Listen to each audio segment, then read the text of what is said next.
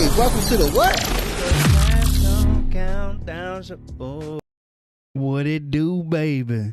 What it is, man. We back in the building once again. This B-I-H-B. We back in here. Trash talk. Bobby and Shine. That's Bobby. I'm Shine. And we here to do the thing. Because guess what we is? We like, we like what they did at my baby birthday party.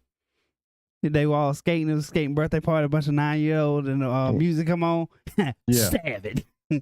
Ashy booty factory. Take a dookie nasty. Favorite movie Aladdin. I play Madden or whatever she said. I was like, what is happening right now? I'm crawling in the mud. Like they all little itty children skating. Savage. Get them, Megan. Yada. All right. All right, let's get down into it. Listen, we got a good one today. Got some fire already on there. Got some fire up right now. We're gonna talk about it a little later though, but we'll talk about it later. Versus Diaz is coming up a little later. We gotta talk about that fight. What we got on the list tonight, man? Tell the people what we got, man. We're gonna talk about that teabag, the situation that happened coming up here soon. Oh, teabaggy. Diaz's last stand. This is his last fight in his contract, and the way he been talking, this it. And guess what he got? All the smoke. Yeah, or at least we think. Maybe Diaz knows something we don't know. I hope so. We're gonna talk a little bit about Sean O'Malley. Sean O'Malley, is he? Yeah, man, he's stepping up, man. This is a step up. Top three right here. He go from top 10 to top 3. This even won a fight in the top 10 yet. We're trying to see. We're gonna talk about it, and then what we all pay for. You get what the get paid for. They don't know that about Soldier Slim. Hey, look, this is what we paid for. We're gonna talk about the UFC card. Finally, when you open it up and look at it from top to bottom, you go, okay, cool, yeah, take my money. Yeah, I'm good. I'll pay for that. How much? I ain't even worried about that. Debit. So, we good. What? Yeah. Go ahead and swipe that call. Damn, gotcha. 89? Whatever. Let me get the HD. Give me 99 for the HD, and I'll get ESPN Plus. Here we go. Look, you better get this party started. Let's get into it, man. Let's get into the first part of the show, man. Patty Teabag. Patty Teabagger. Patty T-Bugger. Patty T all on his face. So Patty Pimlet, the fight aside, so he goes out there, he gets his second round rear naked choke. Yeah. You get the second round rear naked choke. That's all well and good. But then something magical happens, right? My man Teabag's old buddy. Hey, look, I couldn't find you without my man without his tongue out. So all I know just is ignore that. Like, just ignore that. Can't ignore that, man. He look like just ignore that, man. God, dog, man. Why he do all that? Just ignore that. My man is extra right here, dog, man. Hey, look, he said, what did he say he was gonna do? He said he was gonna twerk. He was gonna twerk, and then he was gonna teabag. So the teabag happened. Yeah. And then the most nonchalant promo is cut from Patty. Didn't he hit you in the feels? Yeah, he did. He did hit you in the feels. Didn't he hit you in the feels? Yeah. And Molly McCann, she gets the dub. Molly Meatball McCann, she gets the dub. And so we're all sitting here like, hype train. Is this the next one we're gonna be talking about? Like, oh, I need to see him with a top 10. Oh, I need to see him with a top 3. Is this? I think it's more top 15. I think we're gonna start seeing him in. I think he's not gonna be on these minor cards anymore. I think he's more pay per view now. He has a good talk game, got great charisma, and he the fans like him because they can be like him. You know what I'm saying? He's not an individual fighter who is always healthy, eating healthy. He's not an individual fighter who's training all the time. When he gets done with the fight, he puts the pounds back on. And you can, like, as a fan, you can, like, you have something in common with them. Because most of the fans who watch UFC are not fans that train and fight all the time. These individuals usually sit in front of their TV eating some kind of snack or something that's not healthy. So I feel like fans can, like, fans will gravitate to him a lot more because he's most like us, and he does not. He's no shame in it either. Like the post-fight interview, he was up there eating a sandwich. That thing looked like it had more calories than anything in it. And him and Meatball was up there eating the sandwiches. They were eating sandwiches the whole time they was in the interview. He was just chowing down. The last time he had a fight, he ate pizza. He didn't think that pizza was really good though. He gave it a 3 out of 5. But I feel like people can gravitate to this fighter.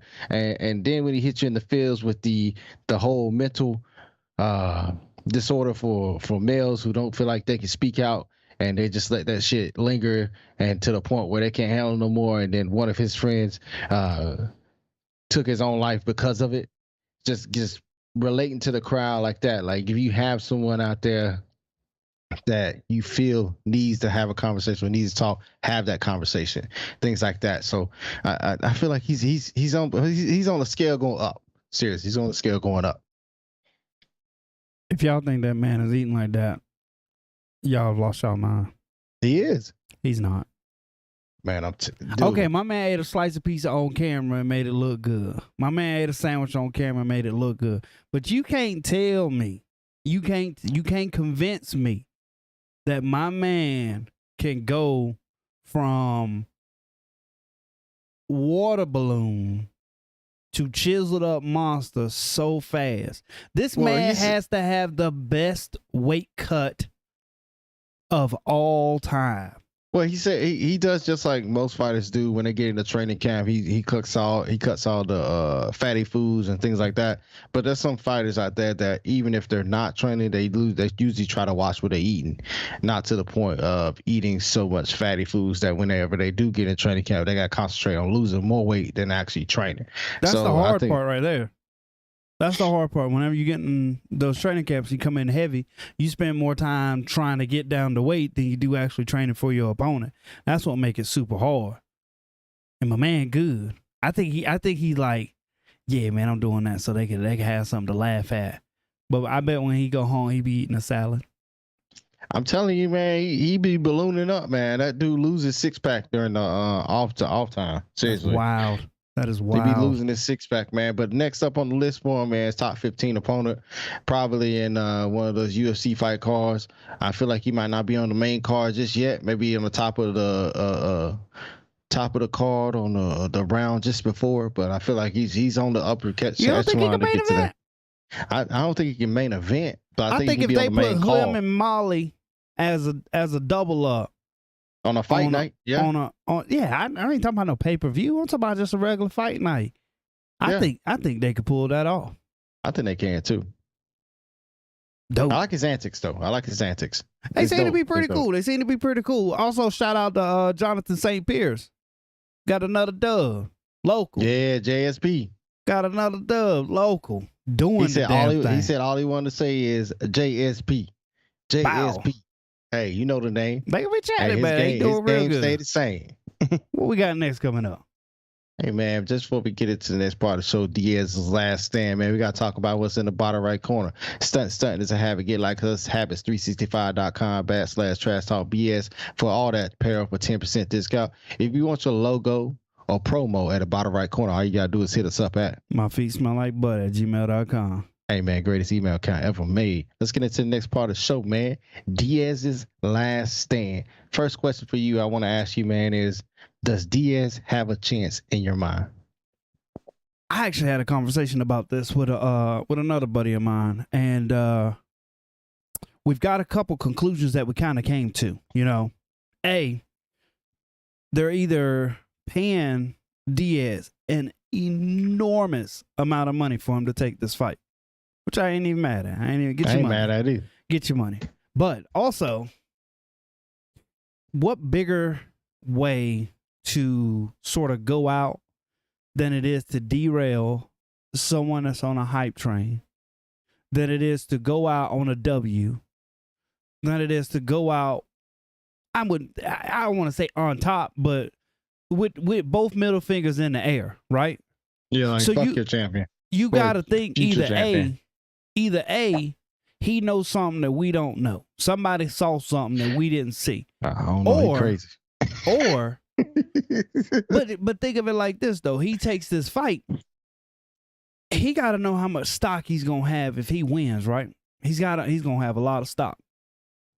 So I feel like maybe we get the not the old school Diaz, but the Diaz that's like, okay, I need to come here. I need to come here in shape, ready to go, and ready to, like, this has to be the best camp that he's put in a very long time. This isn't one of those where I was injured halfway through and I just showed up to get a paycheck. Can't be.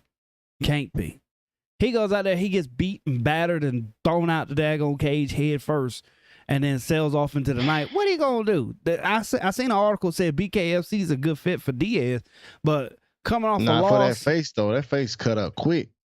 Coming off a loss ain't really, I think he's going to come out here and put up a performance. I bet on him because guess what I got? $5? No. Plus 800. I got plus 800 on the money. Hey, yo, I would take that money too, man. I just feel like Diaz might have something for him, man. And that's just not speaking from the heart, because I like Diaz as a fighter. I like his whole charisma. I like what he brings to the table. And I like the fact that when Diaz goes in there, he doesn't give a fuck about anybody, anything, or anything that's going on in that cage. So the point is that his opponent is a beast. In his last fights, there was no... You couldn't, not that, the Gilbert Burns fight. The Gilbert Burns fight showed me something. The Gilbert Burns fight showed me something. It showed me that not only that Chimaev can go the distance, but it showed me that there's some chink in the armor. It showed me that he'll take some punches. And Diaz is a boxer, and I don't know, man. It's hard. Matt, if he stands and bangs with Diaz and doesn't take him to the ground like he did with some of his other opponents, I feel like it might be a long night. And I feel like as the rounds go, Diaz may have a more of an advantage as the rounds go on. But I just look at it like Diaz it's never been like one of those fighters where when I get to the ground, I'm like, okay, yeah, Diaz is on the ground. He finna fuck him up. He's never been that fighter for me. So I just don't go. I don't know. But I got to pose a question to you. Since you brought up the whole BKFC thing, do you feel like Diaz can be like a headliner for BKFC? Seriously. Cause Diaz put BKFC on another level or in another spectrum because it's Diaz's name. All day. He would own BKFC. Do you think that's his next move? Well, think about it like this. Now you've got, not only do you have, like, if Diaz goes to BKFC, not only do you necessarily have the Diaz name like you would like a Van Zant or something like that, where that name carries a lot of weight. You got dance partners. Think about it like this. Diaz comes over and they tell me Diaz versus Mike Perry. Yeah. Shit, I'm there. MVP. They come out, they tell me Diaz versus Michael Venom Page. Shit, I'm there. But this is what's going to happen, though. Think about it like this. Imagine Diaz and you're thinking to yourself, right? I'm looking at a sort of rather, what's guys that might get proven different? Sage Northcutt. Somebody that's being brought up and we're all like, okay, this guy, this, but it's all hype behind it, right? It's all hype. Like we're going to talk about in the next one with Jan O'Malley. Now we get to see him against somebody. Same thing with a Chimaev. His hype. We're hyping him up. He's good. Diaz beats Chimaev, right? Think about it like this. Is Diaz beats Chimaev, all of a sudden, they're going to be like, maybe we ought to give him a little title shot. This was the dude we was going to give a title shot to, won't it? Everybody talking about, everybody scared of Chimaev. Everybody ducking me, bro. Diaz beats Chimaev. Maybe he don't even lead the UFC. Like, no, let me get a little tiled. I don't know. They spend a lot of money over there at BKFC for some headliners. Also, very true. And he has dance partners. It's not going to be like using Paige Van Zant's name to put over Bretton Hart. Like, we know who she is. Did we know who she was before she fought Paige Van Zant? Not especially, Then we saw something, then we did research, and now we know. Same thing if Diaz comes over to like a BKFC, we give him dance partners, and now it's like, all right, this the dude. I don't necessarily see him going to Bellator. Nah. I feel like he's going any of that. He'll have I feel like pivot. straight boxing. I think he's going to do something straight stand up boxing, mano a mano, center of the cage or the ring or wherever they go. Maybe he boxes. I don't know if he's going to boxing itself. Well, think about it like this: if he's free and Jake Paul beats Hasim, I don't think that's going to happen. I'm just saying he's free. I think Jake Paul, this is his last fight. He's finna go out in the sunset. If Diaz is standing on the other end, I don't think that's the case. If Jake Paul loses, do we still care if Jake Paul fights Diaz? If Diaz gets that dub and comes out? I think there's less and less people caring about Jake Paul in the first place. Because his pay-per-view buys for his last fight was only 200,000. 200,000 still better than Bellator. Better than Bellator. True, but you're calling out UFC fighters and some of the top tier like Conor McGregor, who does over 1 million pay-per-view buys. Yeah, but okay, if Jake Paul fought Conor, he'd still do 1 million pay-per-view buys. The thing is, though, it's not Jake Paul bringing the fans to watch. It's Conor bringing the fans to watch. And Conor's going to bring those fans to watch even if he fights in the UFC some lower tier opponent in the UFC. Well, so think about it like this. My thing is though, you taking yourself out of your own element to take yourself into an element where you only can use one of your weapons. Who, Diaz? I'm talking about not Diaz. I'm talking about Conor McGregor. Diaz as well. Well, it's all about the money within. But think about it like this. Think about it like this though. Take McGregor. Take UFC. The UFC is different though, because some people buy the UFC just for the name, the 3 letters UFC, so it's hard. But think about a single person, outside of Floyd Mayweather, outside of Tank Davis, outside of Conor, anybody else, who else is going to sell 200,000 pay-per-views?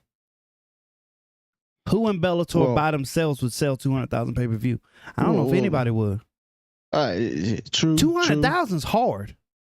I see what you're saying, but it's just TV and buying pay-per-views. I mean, there's over 7-8 billion people in this world. You trying to get but buying that 0.5% to buy the show for one night. Specific. You've got all these shows that ain't getting close to 200,000. They sell 100,000. They happy. All I know is Jake Paul's calling out a UFC fighter that can pull 1 million by themselves. The only reason why Diaz is making the money he's making is because he's a draw. So for Jake Paul, I can make a quick 1 million, quick 2 million fighting a Diaz who can only use one of his strengths when he has many other strengths in the UFC that he's been honing in. And then now I'm gonna take him away from doing that, which he's been doing for what? Let's just say Diaz got all kinds of strength. He ain't use them any damn way. Oh, true. But it is what it is, though. So it is what it is. I just feel like Jake Paul after this fight right here is gonna get exposed. He's not gonna be on the map like he was before. Now, if he wins, though, Diaz, Conor McGregor still in the picture.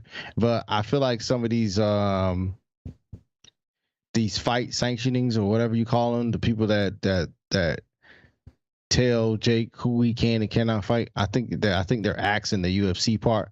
And they're not going to allow him to fight UFC fighters. They're going to be like, hey, man, see what you can do with real boxers. And we're going to see. Because I feel like he's going to get knocked out in the first round this next fight. You got anything else to say about Diaz's last stand? I hope he wins, though. Who you got? I got. So here's the thing. I got Kazmat. I'm betting, though. I'm betting on Diaz, though. I'm betting with my heart. I'm betting that plus 800, and I'm going to parlay my heart with something else. I'm betting my heart. I'm betting Diaz going to take him to the 5th round, knock his ass out. Pay-per-view. We gonna see where they at now. And somebody said, watch they put this as a pay-per-view, right? 5-round pay-per-view. And then there's no promotion, no nothing. Bury it. So that he does horrible. He ain't gonna They want him to do horrible buys so they can be like, look, he was never a draw after all. But I think that's gonna backfire. That's backfire like a motherfucker, man. All right, bet. So here we go. You got Chimaev. I got Diaz plus 800. I'm just going to say it like that. I'm not going to say Chimaev. You ready? Yeah. Before we get into the next part of the show, we got to talk about what's in the bottom right corner. Switch that. We got a fantasy football league coming up in the month of August that we're going to do a draft for. If you're interested in getting into our fantasy football league, the Trash Talk Fantasy Football League, all you got to do is hit us up at My feet smell like butt at gmail.com. Hey, man, greatest email account ever made. Hey, let's get into the next part of the show, man. Jan versus O'Malley, man. Look, this is what I'm talking about right here. I want to get into this right here because it's one of the fights, because I want to see O'Malley on that next level. I want to see O'Malley fight somebody in the top 3, top 5. I didn't want to see O'Malley fight Peter Yan just yet, but it's happening now. It's happening. It is happening now, and I'm excited for it. The reason why I'm excited for it because Peter Yan is more of a stand-up fighter, more of a boxer per se. He can go to the ground, but usually he stands up and bangs. O'Malley is a long, lanky, tall for this division. That being said, he has a reach advantage. I think he has a reach advantage. Well, he should have a reach advantage. Yeah, I feel like he about 600, so he gotta have a reach advantage, right? Stay out of the way of Peter Yan. Peter Yan is gonna have a lot of trouble with Sean O'Malley, but I don't know, man. This is a step up in competition, and I want to see it. And I feel like after this, and O'Malley said it for himself, if he wins this fight right here, he's next in line for a title fight. And what better way? And what better way 4-inch reach for this to happen when it's on 280? He fights and there's a title fight in the same division on the same card. So that means that whoever wins these 2 fights right here are going to fight each other next in probably the next 4 or 5 months. So it's not one of those things where we're waiting on somebody to heal up before we can see the fight. Man, it's going to be interesting, man. What's your thought about this, man? Time to knuckle up. Hey, Bruce said, hey, buddy, you better quit pausing so much. Hey, listen, I'm going to keep saying that to the end of time, man. That was so great. Yeah. 4-inch reach advantage. I looked it up. Like 3.5 inch, 67.5 inches for Petr Yan, 71-inch reach for Sean O'Malley. Here is the thing. I'm still not sold on Sean O'Malley. I'm not sold. We're going to see today. We're going to see. We're going to see in October, baby. Here's the thing. When I went from JV to varsity in football, the game was fast. Eventually, it slowed down. When I went from high school to college, the game was fast. Eventually, it slowed down, right? There's levels to this shit. Here's the thing, though. When you in college, even the college people, some of them, they slow down, and some of them, they feel like they playing stickball out there. Once you get to a certain level, 1, 2, 3, that's why maybe they say top 5. Let's just say 5. Sometimes 5 ain't it, but okay. The game different up there, right? Yeah. People ain't doing that dumb stuff. You got people that get a title in chess called Grandmaster, right? You got Grandmasters, and then you got Magnus, who's the best in the world. He be talking shit to him. These people can't get beat by 99% of the world, can't beat him. It's levels to it. Petr Yan is one of those levels.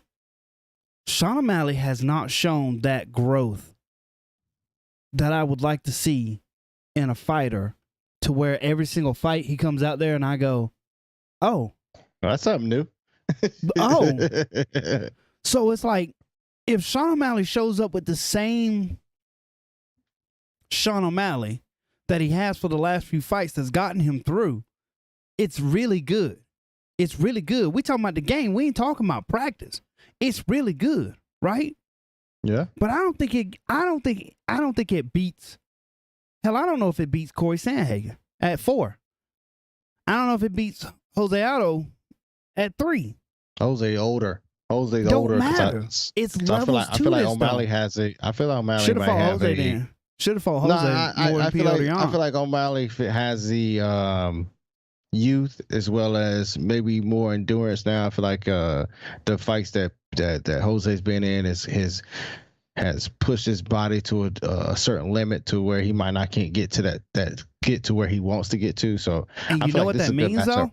You know what that means? Let's just say we got O'Malley versus Jose Aldo. That means some of that third grade Sesame Street shit that you do at the top 15, in the top 10 might not work, but you not gonna pay.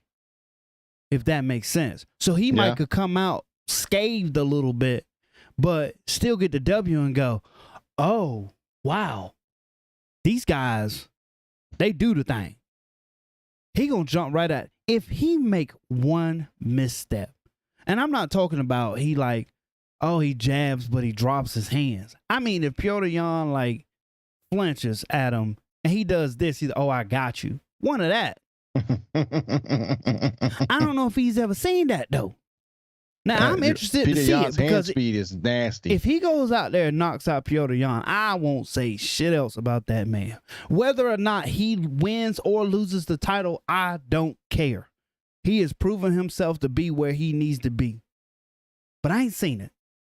I hope I see it, man. And me too, man. Because we running out of shit to talk about with Conor. True. We running out of shit to talk about with John Jones.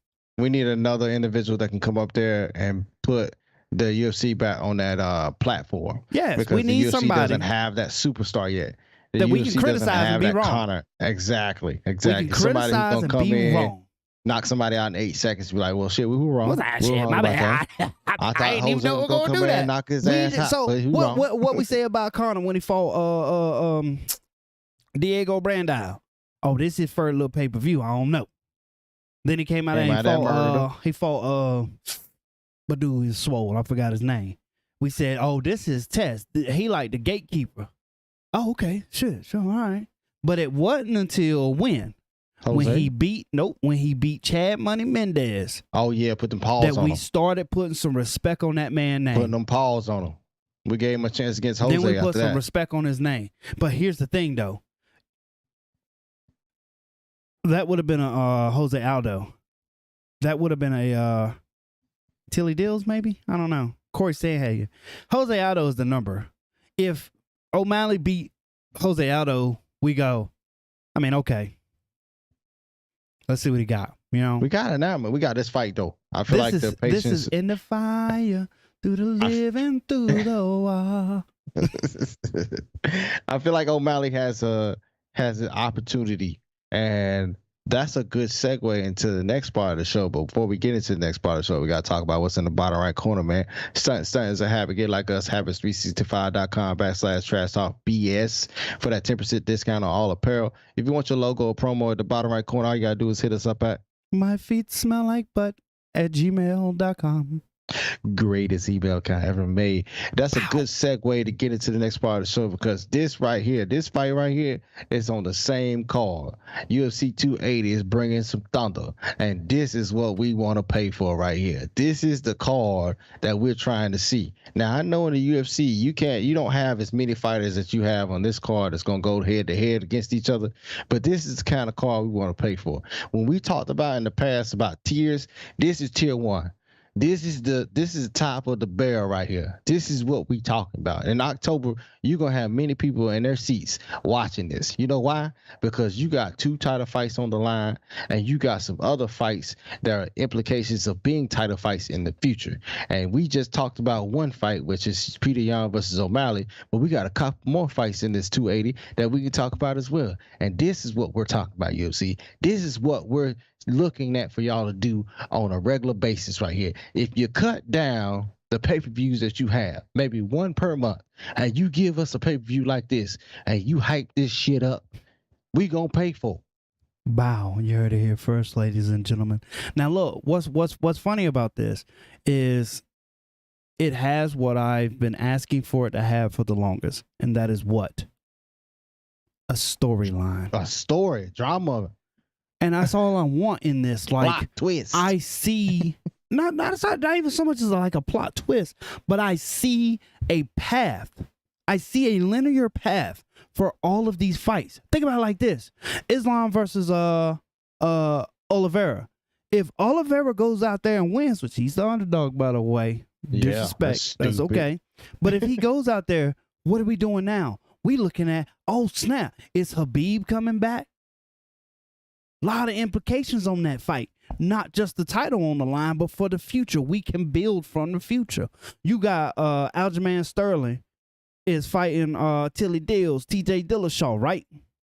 Okay, That's all good. But guess what? Before that fight happens, we've already got the story built because we gonna know either Piotr Jan's gonna get that rematch, right? Or O'Malley's gonna come out with that dub, and now we all sitting at the edge of our seat waiting like, nah, he waiting in the wings because hopefully he cut himself a good promo, right? Tell them boys to bring my belt and walk off. Whatever you got to do. So we got a lot of storylines. And then the second thing that we want on these cards is our sleeper fights, right? Yeah. So you got all these fights. There's only a couple Bilal fights. Muhammad up here. Bilal Muhammad's fighting Sean Brady. Come on now, that's a sleeper fight for days. Like that's all we asked for.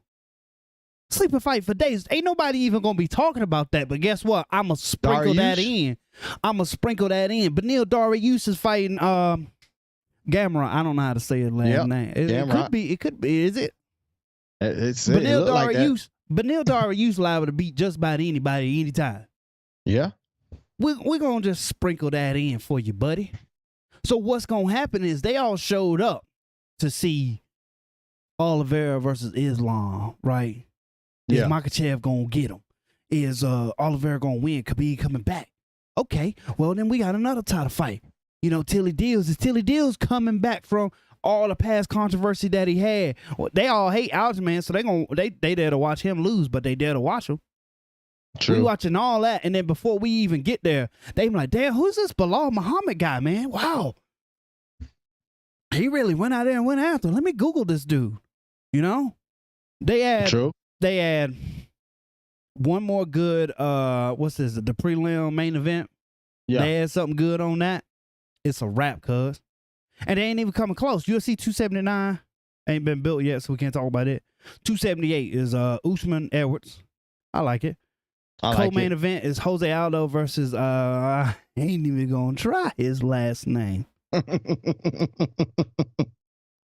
it's 27 letters. I'm not even gonna try that. I'm gonna watch it, you know. So then you got Paulo Costa versus Luke Rockhold. True. Okay. True. Let's get that going. But let's just hope we can lose that weight. But here, Paulo Costa versus Luke Rockhold, whoever wins, what you trying to see next? We don't know. There's nothing next to that. We don't know. We ain't got nothing that we trying to look at next. You know, Marcin Tybura's fighting. Okay, that's cool. Let's go back to UFC 277. Juliana Pena versus Amanda Nunes. Okay, bet. I'm there, you know. Brandon Moreno versus Kakar France. That's going to be a good fight. I'm going to watch it. Brandon Moreno. No, I'm sorry. Derek Lewis is back. You said you still excited, so I guess we still excited. I'm still excited. The Black Beast, baby. It's the Black Beast. You know. It's a heavyweight fight. Somebody finna get knocked out in the first two rounds. Anthony Smith is on the card. You just got to find. You got to find stuff. You got to dig deep. You got to find diamonds in the rough for these cars that we paying for. But for the same price. For the same price, Bobby. UFC 280 is going to rock the show. For the same price. This is the same price. You ain't paying no more for that, right? Yeah. But you look at all this and you say, oh, shit, if Makhachev win, okay, nah. You know, it's cool. But if Oliveira win, Khabib might come. You got something to think about. When we get to UFC 280, right, and we got all of us, it's gonna be over there on the side. I bet that way. It ain't gonna say UFC 280. What is it gonna say? Jan versus O'Malley. Dillashaw versus Sterling. You know, fight. We're gonna talk about all the fights, but they all together on the same card. Exactly. I'm there.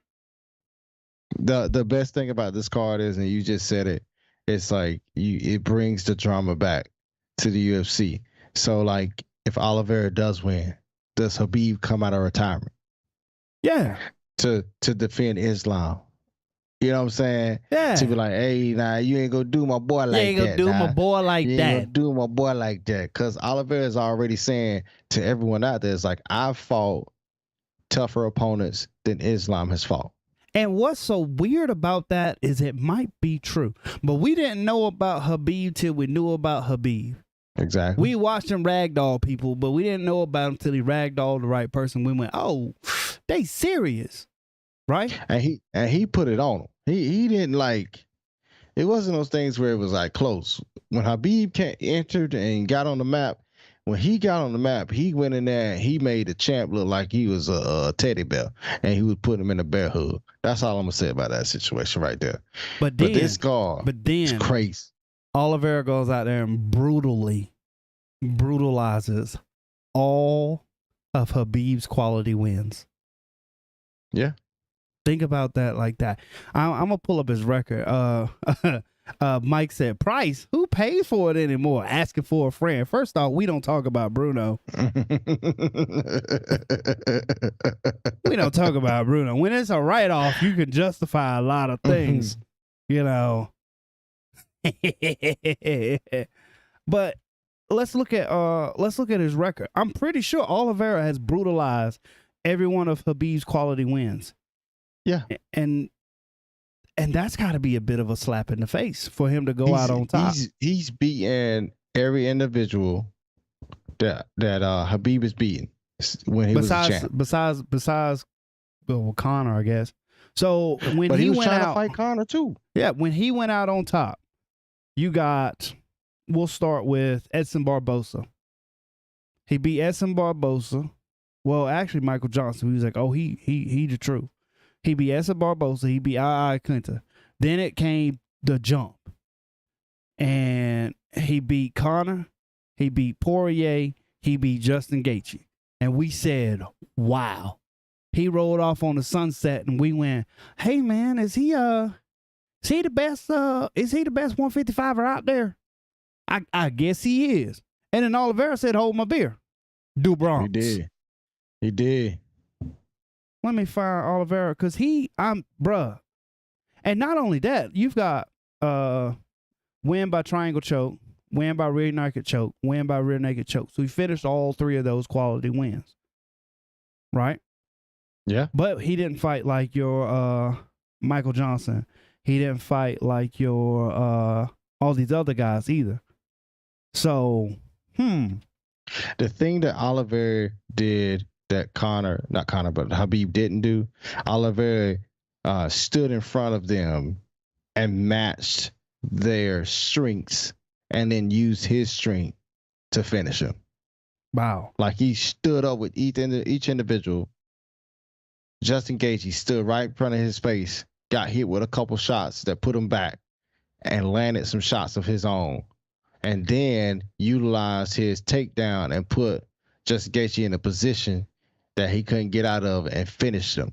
That's the biggest difference right there. Habib used his strength, something that no one could get by, and put him in a position or a pretzel, put him in a choke, some kind of submission, got him out of there. But Oliveira went and said, I'm going to use your strength against you. And then once you realize that I'm still here, I'm going to use my strength, and then I'm going to take you down.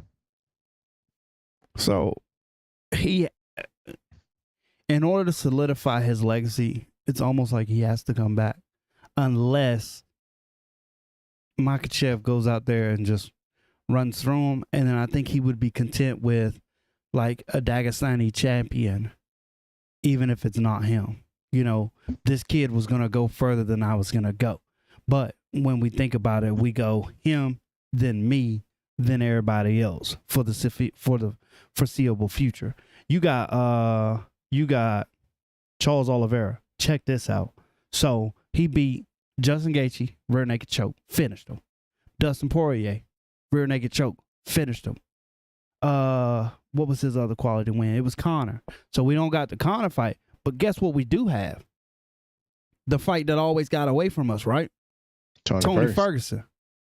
Not finished him. He won that one decision. Then you got like the guy that was going to throw a monkey wrench into everything, Michael Chandler, finished him. Yeah, Michael Chandler finished him. The other guy that was going to throw a monkey wrench into everything for a long while there that we watched him come up, Kevin Lee, finished him. So it's like, man, is his run way better than Habib's run already? Yeah. Right now, I would say yeah. Yeah. I would say yeah right now. So Habib's legacy is already on the fritz. So he go out there and beat Chimaev. I'm talking myself into this because I told a buddy of mine, I said, he ain't coming back. Khabib ain't coming back. I'm talking myself into this.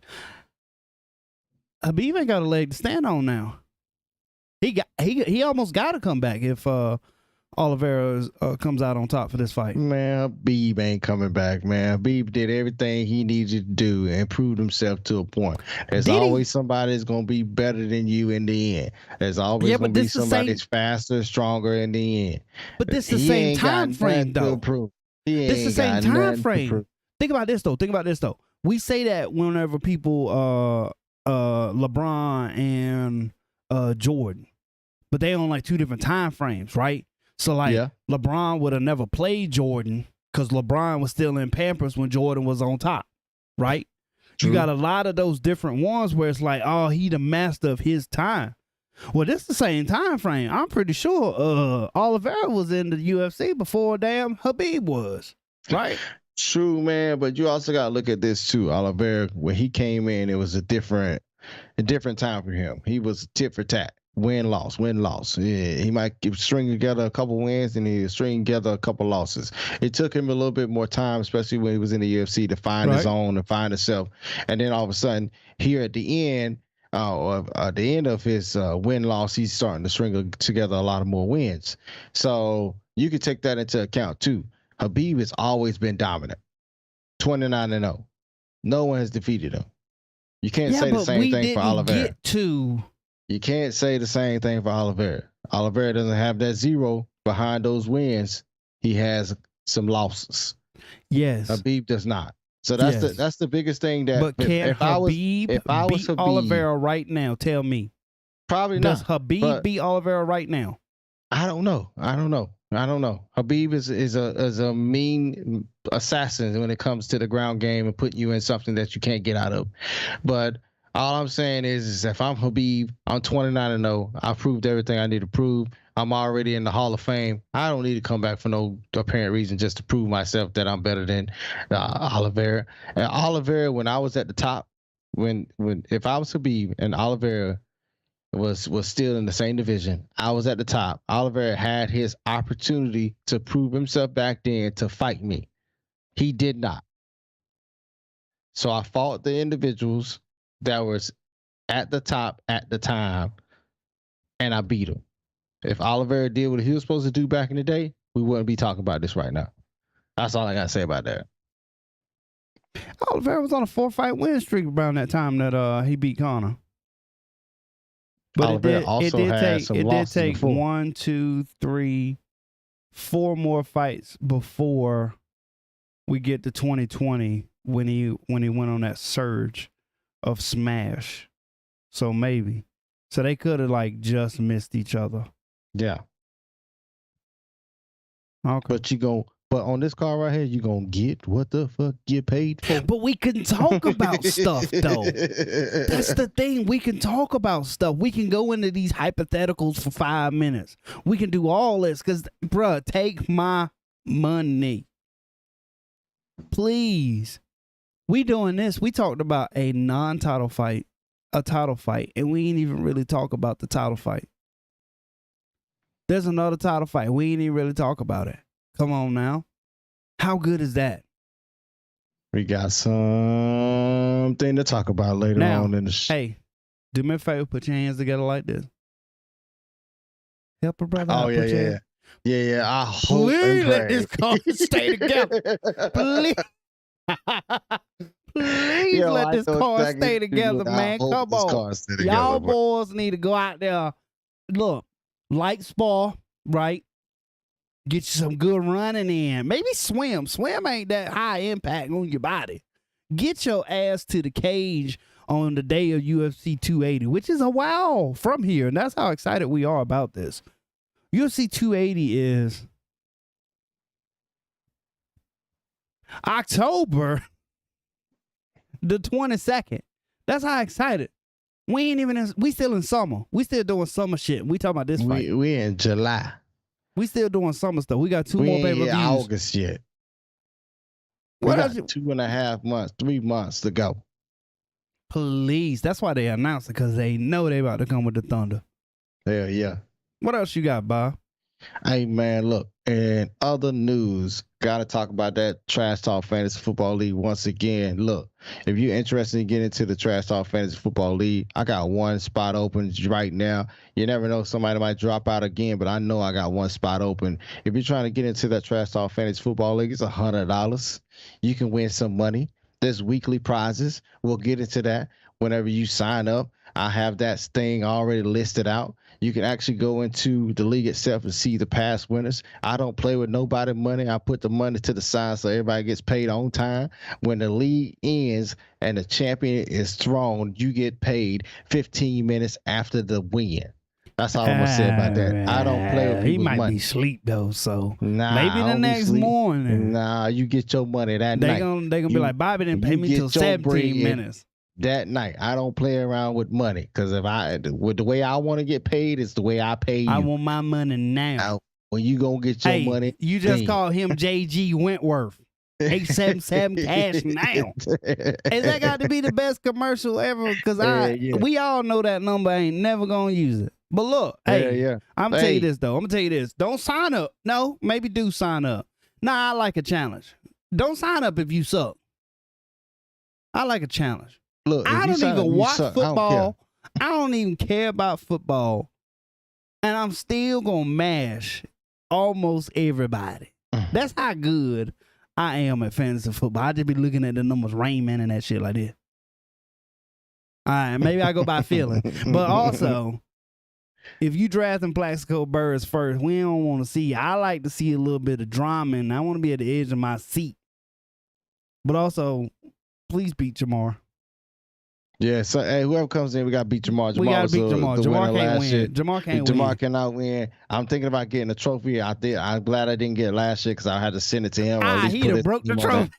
I would have tore that thing up. But look, though, if you're trying to get into the league, all you got to do is hit us up at the email. My feet smell like butt at gmail.com. Hey, man, greatest email account ever made. Look now, you got anything else for the people, man? Man, that's all I got. It's been real. It's always real, man. It's been good. It's been good tonight. But it ain't been real good. Hey, never that. Hey, look, we're going to come back next time. We can't stay so long. I holla. Peace. I threw up 3 fingers. What I'm doing, man, I'm tripping.